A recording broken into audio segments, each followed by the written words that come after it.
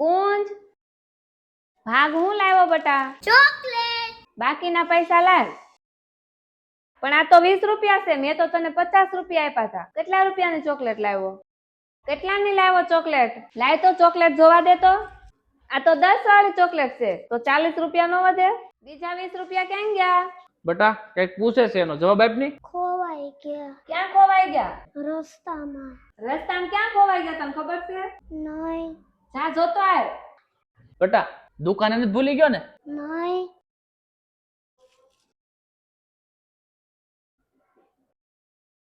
શું છે આ બટા? ચોકલેટ. 20 રૂપિયાનો ભાગ લાવ્યો ને ખોટું કેમ બોલશો?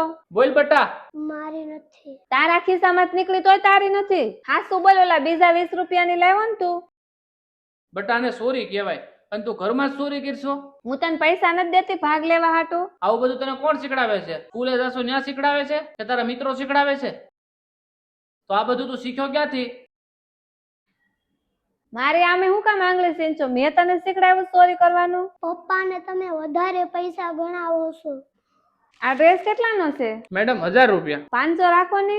ના મેડમ 500 માં નહીં આવે, એમ કરો 700 આપી દો. ના ના, હું તો 500 જ આપે. સારું હાલો લઈ લ્યો. હવે જોવો તો કેવો લાગે ડ્રેસ. મસ્ત લાગે હો. કેટલાને લીધો? પૂરા 1000 રૂપિયાનો લીધો. મસ્ત જ લાગે ને. એને થોડી ચોરી કરી કહેવાય. કેટલી આખી સામાન લેવા ગઈ હતી, એને શું ખબર પડે? ખાલે ખાલું મારું નામ સડાઈ દીધું. મમ્મી તમારું જોઈને હું તો ખોટું બોલતા શીખી ગયો. બંધ થઈ જાતું. બંધ થવાની એને જરૂર નહીં, તારે છે જરૂર. પણ એને થોડી ચોરી કરી કહેવાય. છોકરાઓ સામું તમે જેવું વર્તન કરશો, જેવી રીતે રહેશો ને, છોકરાઓ તમારામાંથી એવું શીખવાના છે.